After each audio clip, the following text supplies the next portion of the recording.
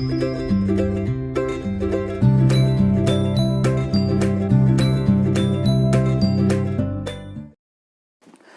Good morning everybody. हमने पढ़ा था वैद्युत अपघटनी जो सेल था, इलेक्ट्रोलाइटिक सेल, उससे संबंधित जानकारी ली थी तथा वैद्युत अपघट्यों से संबंधित जो फैराडे के रूल हैं, फैराडे के जो नियम हैं, उन नियमों के बारे में हमने चर्चा की थी। फर्स्ट रूल आपको पढ़ाया गया था, ठीक है, उसमें भी आपको संपूर्ण जानकारी दी गई थी। उससे संबंधित न्यूमेरिकल पोर्शंस के लिए आपको उसके फॉर्मूले वगैरह बताए गए थे। नेक्स्ट अगली अपनी जो क्लास है, ये जो क्लास है, इस क्लास में हम फैराडे के द्वितीय नियम के बारे में जानकारी प्राप्त करेंगे तथा इनसे संबंधित रूल नंबर फर्स्ट और रूल नंबर सेकंड से संबंधित जो भी क्वेश्चंस निकलते हैं न्यूमेरिकल, जो एग्जाम की दृष्टि से महत्वपूर्ण होते हैं, उनके बारे में हम लोग क्या करेंगे, यहाँ से जानकारी प्राप्त करेंगे। तो देखिए, पढ़ते हैं फैराडे का द्वितीय नियम।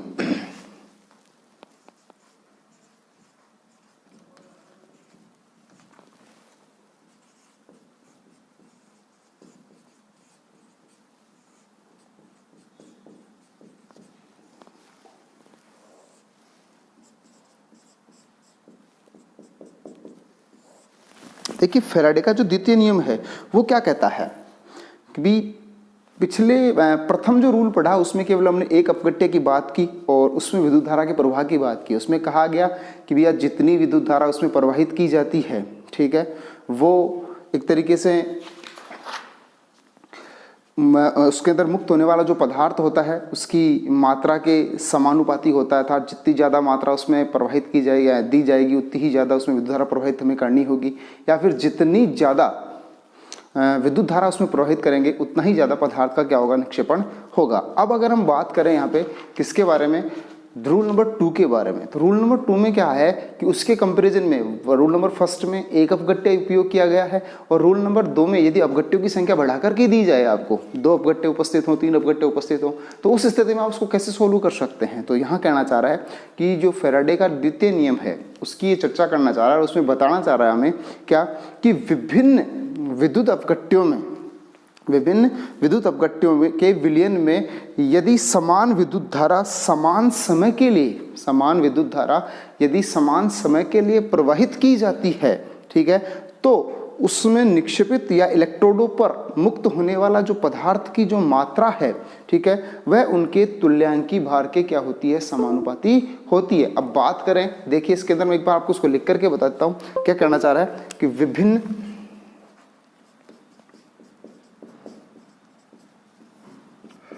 विद्युत अपघट्यों में मतलब अपघट्यों की मात्रा कैसी है, भिन्न भिन्न है, ठीक है, तो कह सकते हैं विभिन्न विद्युत अपघट्यों में या अपघट्यों की विलयन में समान विद्युत धारा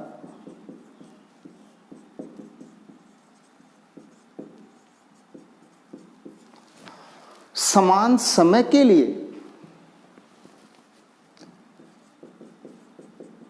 समान विद्युत धारा समान समय के लिए प्रवाहित की जाती है,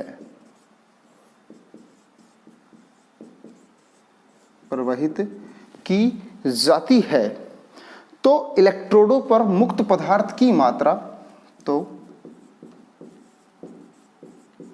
इलेक्ट्रोडों पर मुक्त पदार्थ की मात्रा उनके तुल्यांकी भारों के क्या होती है, समानुपाती होती है। पदार्थ की मात्रा या पदार्थ उनके तुल्यांकी भारों के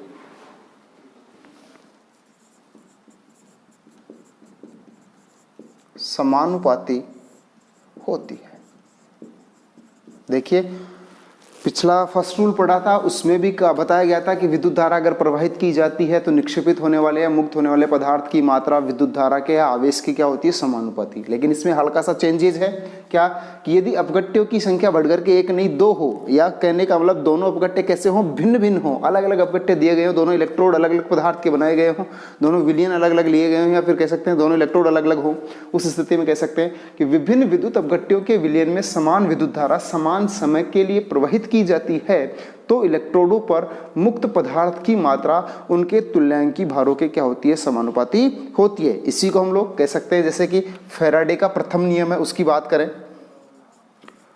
फैराडे के प्रथम नियम से बात करें हम लोग, फैराडे के प्रथम नियम से। फैराडे का प्रथम नियम क्या था, निक्षेपित पदार्थ की मात्रा हमने पढ़ा था स्मॉल m, क्या था, समानुपाती किसके, प्रवाहित धारा के। इट मीन्स इसको लिख सकते थे हम लोग m इज प्रोपोर्शनल z की, या सॉरी इसको लिख सकते हैं m बराबर z क्यू। यहाँ z क्या था, विद्युत रासायनिक तुल्यांक। अब कहना क्या चाह रहा है कि समान विद्युत धारा समान समय पर प्रवाहित करें, तो आपको मालूम है कि प्रथम विद्युत अपघट्य के लिए उतनी ही विद्युत धारा प्रवाहित करेंगे और उतने ही समय के लिए, और द्वितीय विद्युत अपघट्य के लिए भी उतनी ही धारा प्रवाहित करेंगे और ठीक उतने ही समय के लिए जितने की प्रथम के लिए। इट मीन्स क्या कहा, समय और प्रवाहित धारा की मात्रा को क्या रखा गया है, समान रखा गया है। तो इसमें एक बार मैं बताना चाह रहा हूं कि यदि समान विद्युत धारा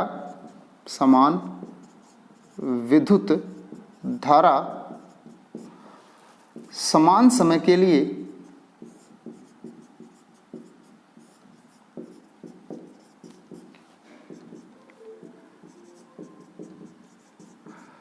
प्रवाहित हो, ठीक है, तो उस स्थिति में जो प्रथम विद्युत अपघट्य है उसके लिए निक्षेपित पदार्थ की मात्रा उसके आवेश के या एक तरीके से जेड क्यू के क्या होगी, समानुपाती होगी, या कह सकते हैं हम लोग तुल्यांकी भार के समानुपाती होगी। अब यहाँ वैद्युत रासायनिक जो तुल्यांक है वो एक तरीके से तुल्यांकी भार को भी क्या कर सकता है, व्यक्त कर सकता है, इक्विवेलेंट हो सकता है उसके। उस स्थिति को हम लोग यहाँ से जानेंगे।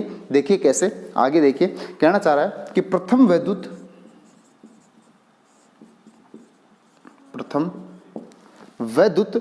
अपघट्य के लिए, प्रथम वैद्युत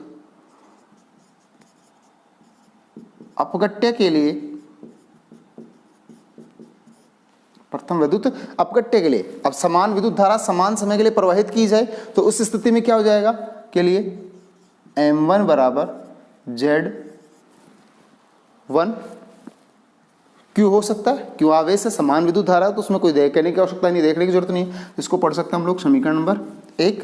इसी प्रकार से यदि एक अपघट्य डिफरेंट है, दूसरा अपघट्य और दे रखा है इसमें, तो द्वितीय वैद्युत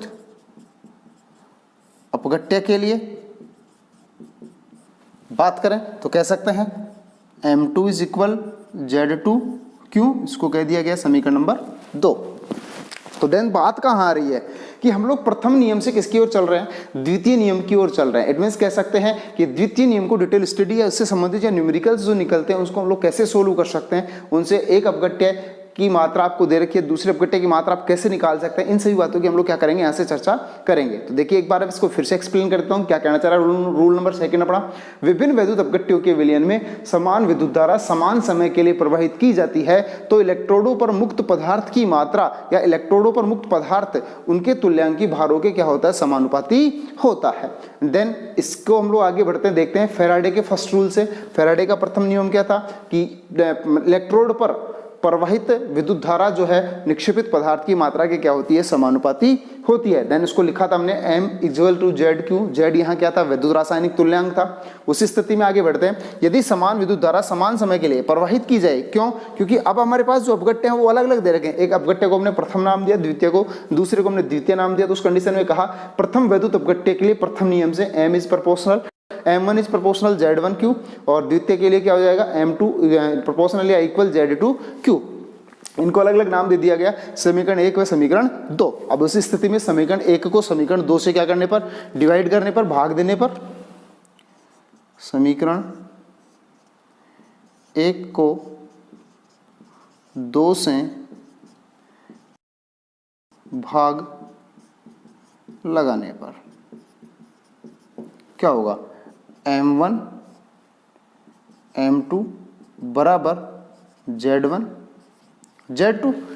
क्यों, दोनों क्या सिमिलर है, आवेश है एक तरीके से। तो देन उस स्थिति में इसको देख सकते हैं, इसको कह सकते हैं हम लोग समीकरण नंबर 3। अब देखिए यहाँ से, अब यहाँ क्या है कि वैद्युत रासायनिक जो तुल्यांक है वो क्या होता है, इसके तुल्यांकी भार के इक्विवेलेंट होता है। तो देन उस स्थिति में हम लोग इसको क्या कर सकते हैं, एक तरीके से इस प्रकार भी लिख सकते हैं, क्या, E1 बटा E2, क्योंकि Z1 और Z2 या E1 E2 क्या है, एक तरह से एक दूसरे के इक्वल है, ठीक है। तो उस कंडीशन इसको नंबर दिया गया समीकरण नंबर 3, मतलब m1 अपॉन m2 बराबर Z1 अपॉन Z2 बराबर E1 अपॉन E2। इसके लिए पीछे हमने पढ़ा है कि ये इसके क्या हो सकते हैं, इक्विवेलेंट हो सकते हैं, समान हो सकते हैं। तो देन उस स्थिति में हम लोग अभी यहाँ E जो है वो क्या दे रखा है आप लोगों को, E बराबर क्या दे रखा है, तुल्यांकी भार, ठीक है। यहाँ से क्लियर कर सकते हैं हम लोग। अब आगे देखिए, इसी स्थिति में इसी समीकरण को दूसरे रूप में भी लिखा जा सकता है। देखिए कैसे, m1 m2 बराबर E1 बटा E2। अब इसमें क्या हो गया, m1 से पढ़ सकते हैं हम लोग निक्षेपित पदार्थ या प्रथम अपघट्य पे या प्रथम इलेक्ट्रोड पर निक्षेपित पदार्थ की मात्रा, द्वितीय इलेक्ट्रोड पर निक्षेपित पदार्थ की मात्रा, प्रथम पदार्थ का या तत्व का तुल्यांकी भार और द्वितीय तत्व का क्या हो सकता है, ये तुल्यांकी भार हो सकता है। अर्थात हम लोग करें समीकरण नंबर 4। अब यह समीकरण 3 और 4 को अगर कंपेयर करें, तुलना करें, तो लिख सकते हैं समीकरण 3 व 4 से, समीकरण 3 व 4 से क्या लिखा जा सकता है उसको एक तरीके से। देखिए m1 इज प्रोपोर्शनल क्या है, E1 और m2 इज प्रोपोर्शनल क्या है, E2। तो सीधा लिख सकते हैं m1 इज प्रोपोर्शनल E, और E जो है वो किसके इक्वल है, Z के, वैद्युत रासायनिक तुल्यांक के। देखिए यहाँ से दिख रहा है। उस स्थिति में इसको हम लोग पढ़ सकते हैं, अथवा M इज प्रोपोर्शनल Z। दोनों कंडीशन इसमें आ सकती हैं ऐसे कैसे, तो कह सकते हैं निक्षेपित होने वाले पदार्थ की मात्रा उसके तुल्यांकी भार के क्या होती है, समानुपाती होती है, या फिर वैद्युत रासायनिक तुल्यांक के क्या होती है, समानुपाती होती है। यही हमने क्या पढ़ा इसके अंदर, रूल्स में पढ़ा। देखिए ये क्या है इसके अंदर, निक्षेपित होने वाले या मुक्त होने वाले पदार्थ की मात्रा या पदार्थ, और ई क्या है, तुल्यांकी भार। तो कह सकते हैं निक्षेपित होने वाले पदार्थ की मात्रा उसके तुल्यांकी भार के क्या होती है, समानुपाती होती है, ठीक है। अब इसके लिए हम लोग यहाँ से इसकी डेफिनेशन है, कह सकते हैं कि किसी भी पदार्थ पर मुक्त विद्युत किसी भी पदार्थ का विद्युत रासायनिक तुल्यांक क्या होता है, एक तरीके से तुल्यांकी भार के क्या हो सकता है, समानुपाती हो सकता है या उसके इक्वल हो सकता है। इसको यहाँ से यहाँ पे इस प्रकार से पढ़ा जा सकता है। जैसे कि एक एग्जाम्पल की बात करें हम लोग, एक उदाहरण की बात आपसे की जाए और उस उदाहरण में कहा जाए क्या कि CuSO4 व AgNO3 के विलयन में, CuSO4 व AgNO3 के विलयन में, एग्जाम्पल की बात कर रहे हैं हम लोग यहाँ से, CuSO4 व AgNO3 के विलयन में समान विद्युत धारा समान समय तक प्रवाहित की जाए, या फिर कह सकते हैं कि उनका एक साथ अपघटन कराने पर हमें ये जो स्थिति है वो कैसे प्राप्त होती है, या किस प्रकार से हम लोग उनको आराम से क्या कर सकते हैं, यहाँ से सोल्व कर सकते हैं। तो कहा जाए कि CuSO4 व AgNO3 के विलयन में एक साथ वैद्युत अपघटन कराने पर, जैसे एग्जाम्पल की बात करें, CuSO4 व AgNO3 विलयन का वैद्युत अपघटन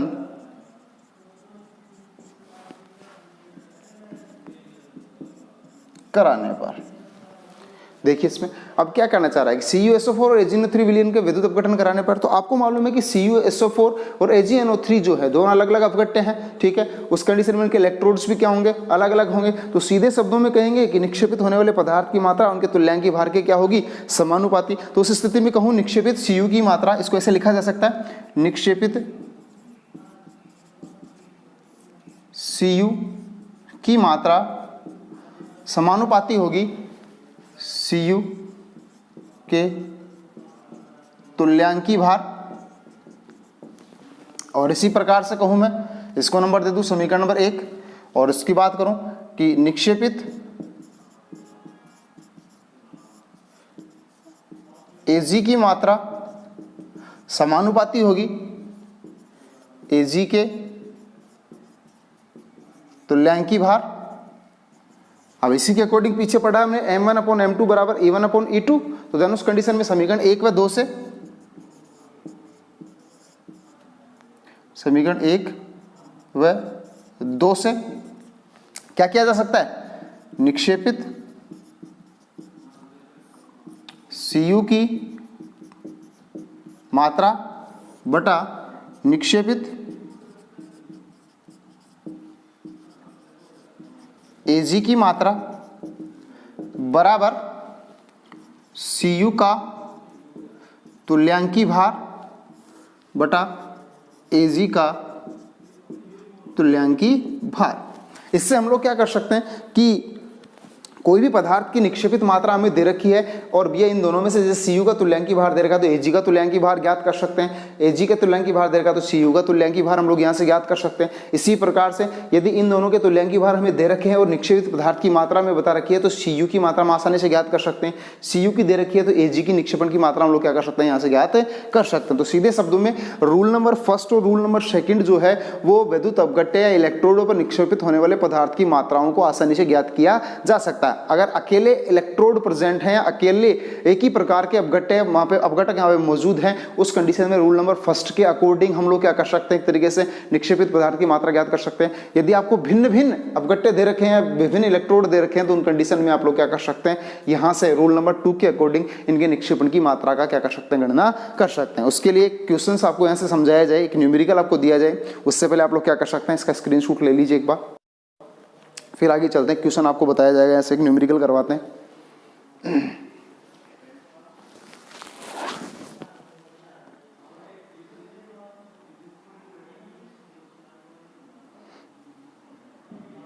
ठीक है, आपने इसका स्क्रीनशॉट ले लिया होगा ताकि आपको लिखने में कोई दिक्कत नहीं आए, समस्या नहीं आए इसके अंदर। देखिए बात करें हम लोग कि इससे संबंधित जो न्यूमेरिकल्स है एग्जाम में जो क्वेश्चन वो कैसे पूछा जाएगा। सबसे पहले तो क्वेश्चन आता है कि फैराडे के द्वितीय नियम को लिखिए, फैराडे का द्वितीय नियम क्या होता है, फैराडे का प्रथम नियम क्या होता है। तो दोनों बातें आपको बता दी गई है, लिख दी गई है आपके सामने। देन उस कंडीशन के एग्जांपल्स के रूप में भी आपको बताया गया। अब आता है इसके अंदर बात कि इसका क्वेश्चन आपसे कैसे पूछा जाएगा, न्यूमेरिकल आपको इस पर कैसे बनता है, कैसे पूछता है वो। तो उस न्यूमेरिकल की हम लोग यहाँ से चर्चा करें तो देखिए मैं इसको थोड़ा सा क्लियर कर देता हूँ, उसके बाद मैं क्वेश्चन आपके सामने लिखता हूँ, उसके बाद अपन लोग क्या करते हैं उसको सोल्व करते हैं। वो क्या होगा, आपका जो एग्जाम्पल दिया गया उसके बेसिस होगा, उस पर आधारित होगा, तो देन उसी के अकॉर्डिंग आपको क्या कर दिया जाएगा, यहाँ पे समझा दिया जाएगा। देखते हैं, आपको बताते हैं एक बार। इसको मैं रख लेता हूँ क्योंकि आवश्यकता होगी हमें इसको समझने में, थोड़ी सी जरूरत पड़ेगी इसकी। इसको मैं छोड़ देता हूँ। देखिए क्वेश्चन क्या है, क्वेश्चन नंबर 1 कह सकते हैं CuSO4 व AgNO3 के विलयन में समान विद्युत धारा समान समय के लिए प्रवाहित की जाती है। क्वेश्चन है CuSO4 व AgNO3 विलयन में समान विद्युत धारा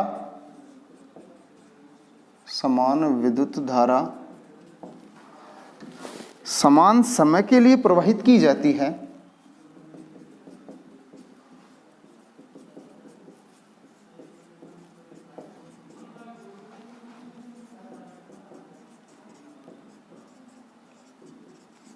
समान समय के लिए प्रवाहित की जाती है यदि Cu के निक्षेपण की मात्रा, कह सकते हैं जैसे Cu मतलब एक तरीके से कैथोड पे जाएगा तो कह सकते हैं CaTHOD, कैथोड पर Cu के निक्षेपण की मात्रा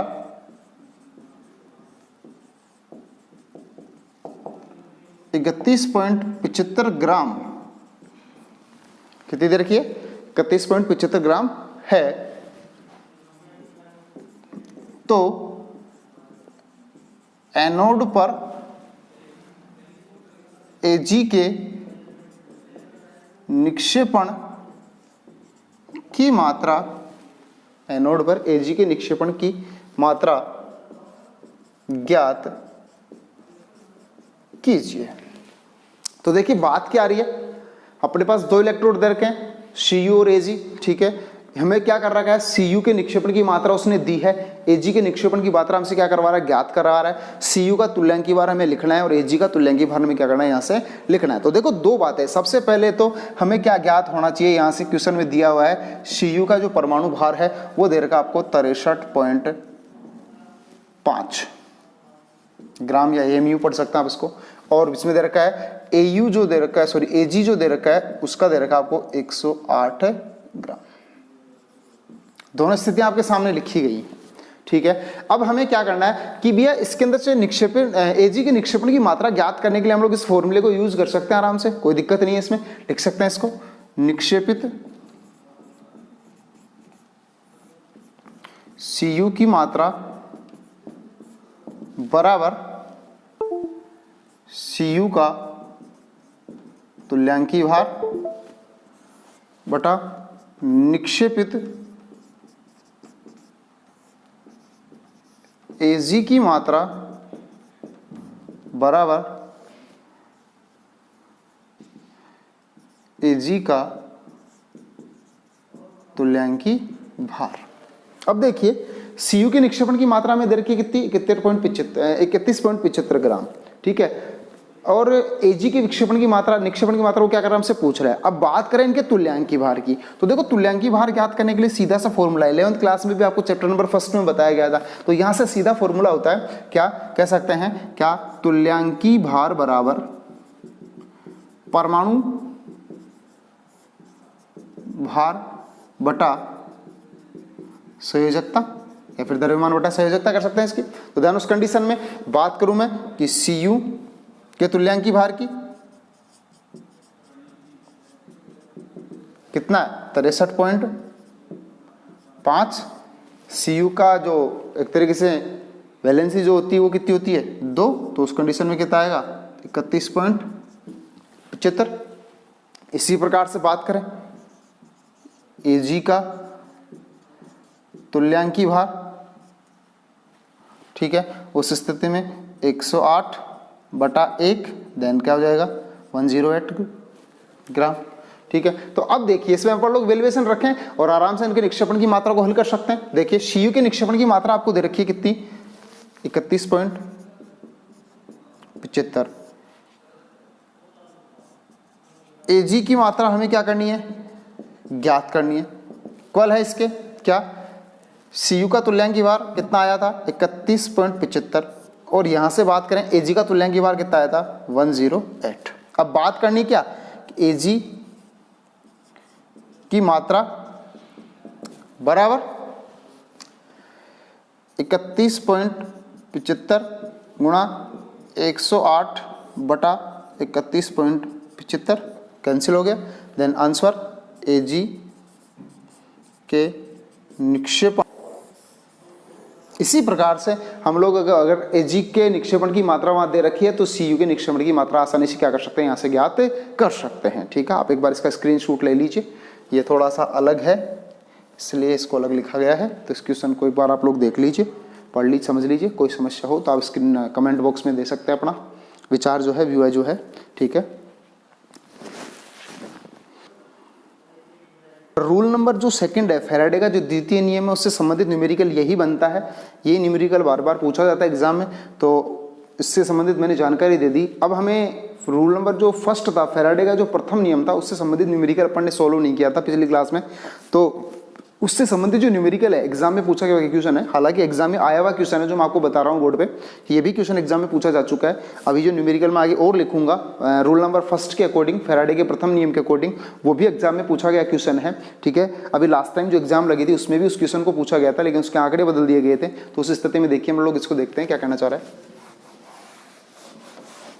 आपने यहां से कह सकता है CuSO4 के विलयन में, क्वेश्चन नंबर 2 है, CuSO4 कॉपर सल्फेट के विलयन में 1.5 एम्पियर की धारा के विलयन में 1.5 एम्पियर की धारा 10 मिनट तक प्रवाहित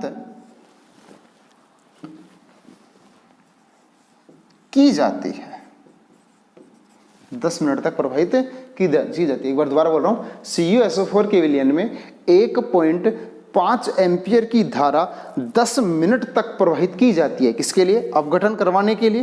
तो देन कैथोड पर की जाती है, तो कैथोड पर निक्षेपित Cu की मात्रा, कैथोड पर निक्षेपित Cu की मात्रा, या फिर कह सकते हैं Cu का द्रव्यमान, निक्षेपित Cu का द्रव्यमान, निक्षेपित Cu की मात्रा, किताब में आपको द्रव्यमान भी मिल सकता है, Cu की मात्रा ज्ञात कीजिए। देखो सबसे पहले तो बात करें कि CuSO4 का विलयन मतलब कॉपर की मात्रा हमें वो ज्ञात करवा रहा है, तो उस स्थिति में हम लोगों को मालूम है कि कैथोड पर ये प्राप्त हो रहा है, तो कैथोड पर कॉपर जो है उसका क्या होना है, एक तरीके से अपचयन होना, ठीक है। तो ध्यान उस स्थिति में मैं कहूं क्या कि Cu2 plus 2 electron is equal to क्या है Cu। It means Cu2 plus से हमें क्या प्राप्त करना है, Cu प्राप्त करना है, और उसकी कितनी मात्रा यहाँ से निक्षेपित हो रही है उसकी क्या करनी है, यहाँ से हमें गणना करनी है। तो ध्यान उस स्थिति में यहाँ से प्राप्त कर रहे हैं, यहाँ से इसके कितने मोल आ रहे हैं, 1 मोल, यहाँ से इसके कितने मोल आ रहे हैं इलेक्ट्रॉन्स के, 2 मोल, और यहाँ से इसके कितने मोल आ रहे हैं, 1 मोल। तो देन Cu2 प्लस से Cu प्राप्त करने के लिए सबसे पहले तो हम लोग Cu2 प्लस से क्या प्राप्त कर रहे हैं, Cu, मात्रा की गणना नहीं कर रहे, पहले यही कर रहे हैं, कंफर्म कर रहे हैं कि CuSO4 के विलयन में हमने प्राप्त किया Cu को। तो कैसे प्राप्त किया, सबसे पहले तो Cu2 प्लस को 2 इलेक्ट्रॉन दिए गए, तो यहाँ से क्या प्राप्त हुआ, हमें Cu प्राप्त हुआ। अर्थात Cu2 प्लस से Cu प्राप्त करने के लिए कितने मोल फेराडे की आवश्यकता हुई, 2 मोल फेराडे की आवश्यकता हुई हमें एक तरीके से। तो देन उस स्थिति में हम लोग कह सकते हैं क्या कि यहाँ पर कितने फेराडे हुए, 2 फेराडे, 2 फेराडे या 2 फेराडे आवेश की क्या हुई, आवश्यकता हमें यहाँ से हुई। अब बात कर रहे हैं समय की, ठीक है। समय कितना लगा इसमें, समय लगा 10 मिनट अप्रोक्सीमेटली कहा जा रहा है इसमें 10 मिनट का समय। तो आपको मालूम है क्या कि 1 मिनट में सेकंड उतने कितने 60, हमें वैल्यूएशन लेनी है इसकी, इसमें सेकंड में लेनी है, तो कह सकते हैं 10 multiply 60 equal to 600 second. Clear यहाँ से। अब तीसरी बात आ रही है क्या कि Cu की मात्रा। अब हमें रूल नंबर जो फर्स्ट था उसमें आपको एक समीकरण लिखवाया गया था, एक इक्वेशन लिखवाया गया था, और उसमें कहा गया था कि इसमें एग्जाम में क्वेश्चन जो पूछे जाते हैं, ठीक है, उसके लिए ये क्या होता है, बड़ा ही महत्वपूर्ण होता है। और वो लास्ट कंडीशन में आपको बताया गया था क्या कि m बराबर निक्षेपित पदार्थ की मात्रा को क्या पढ़ा था आपने, m पढ़ा था, और देन उसमें पढ़ा गया था m बराबर m गुणा I गुणा T बटा फेराडे, और मल्टीप्लाई में मैंने संयोजकता लिखवाया था। तो वो देखो क्या है कि एनसीईआरटी की बुक में उसके अंदर संयोजकता शब्द को यूज किया गया है, बाकी उसके लिए संयोजकता को लिखने की जरूरत नहीं है। यहाँ से मतलब कि आप फेराडे को भी सीधा पढ़ सकते हैं, तो उसमें आप लोग संशोधन कर सकते हैं, संयोजकता को वहां से क्या कर सकते हैं, हटा सकते हैं। तो उसकी स्थिति में लिख सकते हैं m गुणा I गुणा T अपॉन F। अपनी जो RBSC की जो बुक है उसके अंदर आपको यहाँ ये फॉर्मूला मिलेगा, जबकि एनसीईआरटी की जो बुक है वहाँ पे आपको एक संयोजकता शब्द यहाँ पे लिखा हुआ और मिलेगा। तो उस कंडीशन में कोई मतभेद नहीं है, यहाँ से आप लोग उसी वे में पढ़ सकते हैं, क्योंकि संयोजकता से मतलब ये है कि Cu2 प्लस को Cu में कन्वर्ट करेंगे तो उसके कितने मोल हैं, उसकी संयोजकता के क्या होंगे, वो इक्वल होंगे। उस स्थिति में यहाँ पे इसको संयोजकता शब्द के रूप में काम में ले लिया गया, तो इतना सोचने की आवश्यकता उसमें नहीं है। तो देखिए यहाँ से m है क्या, निक्षेपण की मात्रा, m जो इलेक्ट्रोड हमने लिया है, जो अपघट्य हमने लिया है, उसका क्या हो गया, द्रव्यमान। तो Cu का द्रव्यमान हमें मालूम है, पिछले क्वेश्चन में हमने पढ़ा है।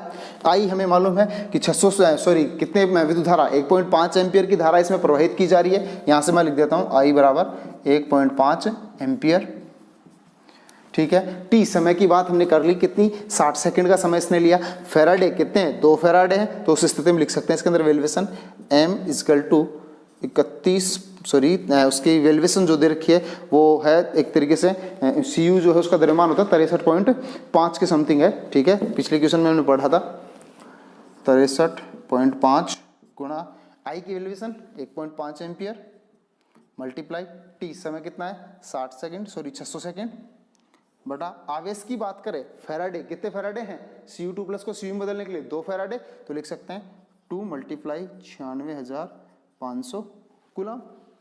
जब इसको आप लोग सोल्व करते हैं, ठीक है, तो वहां से निक्षेपित पदार्थ की जो मात्रा है वो आपके सामने निकल कर आती है 0.296 ग्राम, 0.296 ग्राम।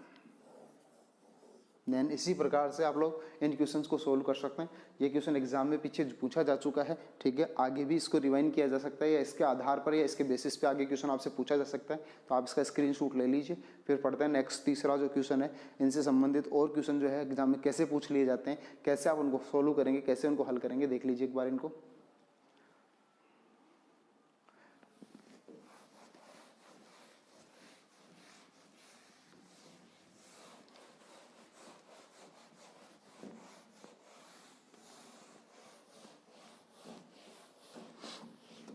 क्वेश्चन नंबर 3 आ रहा है कि निम्न के अपचयन के लिए कितने आवेश की आवश्यकता होती है। क्वेश्चन नंबर 3 है, निम्न के अपचयन के लिए, निम्न के अपचयन के लिए कितने आवेश की आवश्यकता होती है।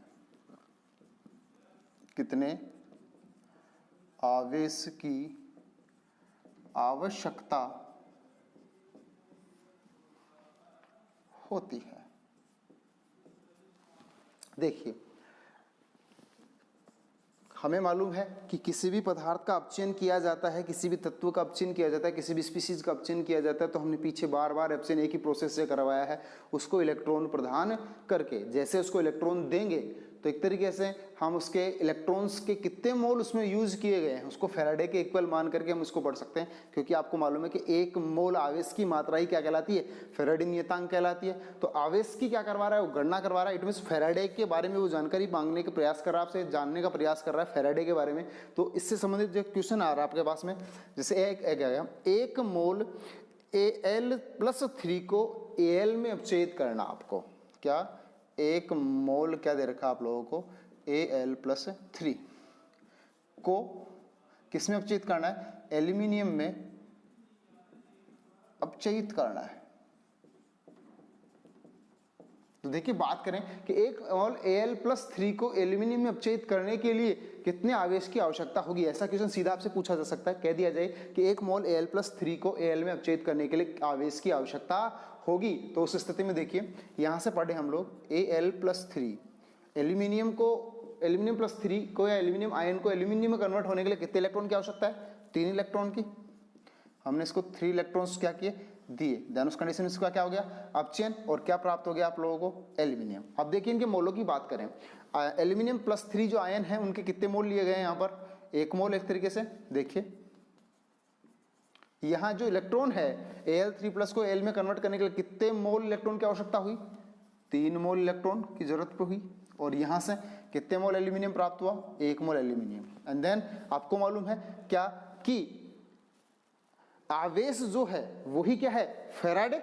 ठीक है, तो कह सकते हैं 1 मोल आवेश ही क्या कहलाता है, या 1 मोल इलेक्ट्रॉन आवेश जो है वही क्या होता है, फैराडे नियतांक होता है। तो देन उस कंडीशन में अगर 3 मोल इलेक्ट्रॉन आवेश की यहाँ आवश्यकता हो रही है, तो इसको अपन लोग किसके इक्वल मान सकते हैं, 3 फैराडे के इक्वल मान सकते हैं। तो देन उस कंडीशन में पढ़ सकते हैं 3 × 96500। तो उसके लिए आपको देखना है क्या कि Al+3 को एल्यूमिनियम में बदलने के लिए कितने कूलाम आवेश की आवश्यकता होगी। तो 0 0 5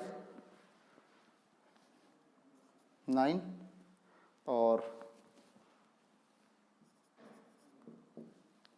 कूलाम आवेश की क्या होगी, यहां से आवश्यकता होगी। इसी प्रकार से एक क्वेश्चन और दे रखा है, 1 मोल MnO4-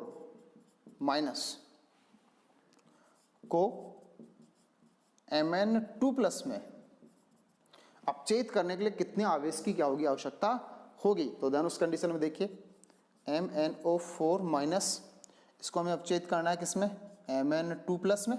तो देखिए यहाँ से सबसे पहले तो हमें इसका ऑक्सीडेशन नंबर, या कहने का मतलब इस पर पाई जाने वाली जो वैलेंसी है उसको देखना पड़ेगा। तो यहाँ से देखिए हम लोग, तो इसमें +7 ऑक्सीडेशन नंबर इसका आ रहा है। अब +7 से आप लोग क्या प्राप्त करना चाह रहे हैं, +2। ठीक है, तो उस स्थिति में हमें क्या करना होगा, यहाँ से कितने इलेक्ट्रॉन इसको दिए जाएं या फिर कितने इलेक्ट्रॉन इसके त्यागे जाएं, जिससे कि हमें क्या प्राप्त हो जाए, Mn+2 प्राप्त हो जाए। तो उस स्थिति में देखिए MnO4+, यदि इसको मैं MnO4- यदि मैं इसको 5 इलेक्ट्रॉन प्रदान कर दूं, किसको, मैग्नीज को, क्योंकि मैग्नीज का ऑक्सीडेशन नंबर कितना आ रहा है, +7 आ रहा है। तो देन यहाँ से हमें क्या मिल जाएगा, Mn2+ मिल जाएगा। यहाँ से मोलों की संख्या कैलकुलेट कर लो। देखिए MnO4 के कितने मोल दे रखे हैं आपको, 1 मोल। यहाँ 5 इलेक्ट्रॉन दिए गए हैं, तो इसके मोलों की संख्या कितनी होगी, 5 मोल। और यहाँ से Mn2+ जो है कितने मोल प्राप्त हो रहे हैं इसके, 1 मोल। देन 5 मोल इलेक्ट्रॉन्स हैं। ठीक है, तो 5 मोल अगर इलेक्ट्रॉन दे रखे हैं तो कितने फैराडे हो गए, 5 फैराडे आवेश की आवश्यकता होगी Mn+7 को Mn+2 में कन्वर्ट करने के लिए। तो देन उस स्थिति में हम लिख सकते हैं 5 × 96500। जब इसका सोल्व करेंगे आप लोग तो देखिए कैलकुलेट कर लीजिए, 0 0 5 2 और 9 पंजे 45, तो देन उस कंडीशन में लिख सकते हैं इसको 4,82,500 कूलाम क्या होगी आवश्यक, आवेश की हमें क्या होगी यहाँ से आवश्यकता होगी। तो इसी प्रकार के और भी इससे रिलेटेड जो क्वेश्चन वो आपसे पूछे जा सकते हैं, उन क्वेश्चंस को आप लोग सोल्व कर सकते हैं। तो एक बार आप इसका स्क्रीनशॉट ले लीजिए, फिर अपने पास एक क्वेश्चन और बचता है, उस क्वेश्चन को और सोल्व करते हैं। ठीक है, देखते हैं क्या करना चाह रहा है। क्लियर कर देता हूँ मैं इसको।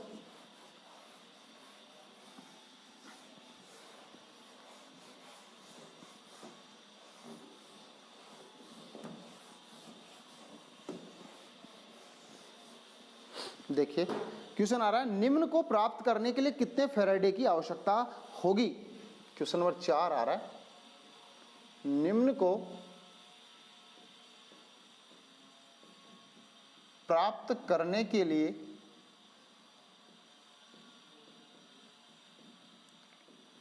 कितने फैराडे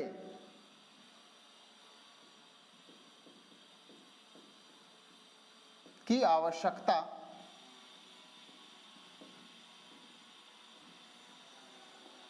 होगी। कैसे कहना चाह रहा है कि गलित CaCl2 से, जैसे ए नंबर डाला इसमें, गलित CaCl2 से 20 ग्राम Ca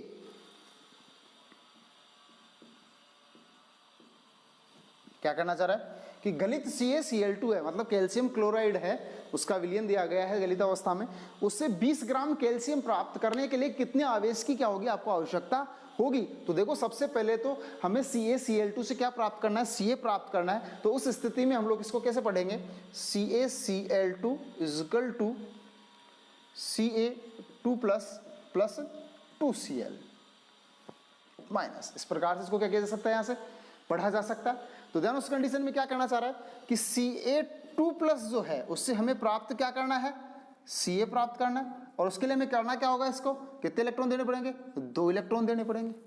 ठीक है, तो उस स्थिति में लिख सकते हैं इसके कितने मोल हैं, सॉरी यहाँ से 1 मोल Ca के, Ca2 प्लस के, यहाँ इसके कितने मोल है 2 मोल, और इसके कितने मोल है 1 मोल, एंड देन 2 मोल से मतलब 2 फैराड। अब सीधे शब्दों में क्या कहना चाह रहा है, अब 1 मोल कैल्शियम जो दे रखा है उसका भार कितना होता है 40 ग्राम, द्रव्यमान कितना होता है 40 ग्राम। तो कह रहा है कि अगर 40 ग्राम कैल्शियम में प्राप्त करना है तो 2 मोल फैराडे की आवश्यकता होती है। यदि हमें प्राप्त करना है कितना 20 ग्राम, तो कितने फैराडे की क्या होगी आवश्यकता होगी। तो सीधे शब्दों में लिख सकते हैं, चूंकि 40 ग्राम कैल्शियम, 40 ग्राम कैल्शियम प्राप्त करने के लिए, 40 ग्राम कैल्शियम प्राप्त करने के लिए आवश्यक फैराडे कितने हैं 2 फैराडे। देखिए 40 ग्राम प्राप्त करने के लिए कितने की 2 फैराडे की आवश्यकता हो रही है। उसी प्रोसेस में 1 ग्राम कैल्शियम प्राप्त करने के लिए आवश्यक फैराडे कितने हो गए 2F/40, और बात करनी है किसने की 20 ग्राम की, तो कह सकते हैं 20 ग्राम कैल्शियम प्राप्त करने के लिए आवश्यक फैराडे बराबर 2 × F/40 × 20 कैंसिल, एंड देन कितना बच गया 1 फैराडे, मतलब 96,500 कूलाम आवेश की क्या होगी यहाँ से आवश्यकता होगी। ठीक है, आप इसे देख सकते हैं, स्क्रीनशॉट ले लीजिए इसका। ठीक है, अगली क्लास में हम लोग पढ़ेंगे वैद्युत अपघट्य से या इनकी चालकता से संबंधित जो कुछ डेफिनेशंस है उनके बारे में हम लोग यहाँ से जानकारी प्राप्त करेंगे। ठीक है, अपना चैप्टर जो है लगभग 70% कंप्लीट हो गया है। कुछ 2 क्लास या 3 क्लासों में आगे वाला जो चैप्टर है, आगे का पोर्शन वो कंप्लीट हो जाएगा। उसके बाद आपको नोट्स इसके अवेलेबल हो जाएंगे। ठीक है, प्रोवाइड करवा दिए जाएंगे आपको, ताकि आपके अध्ययन में या स्टडी में कोई समस्या नहीं हो। ठीक है, और कोई समस्या हो तो अपने कमेंट बॉक्स में हमें सूचित कर सकते हैं, इन्फॉर्म कर सकते हैं, और आप उसके बारे में दोबारा से जानकारी प्राप्त कर सकते हैं। धन्यवाद।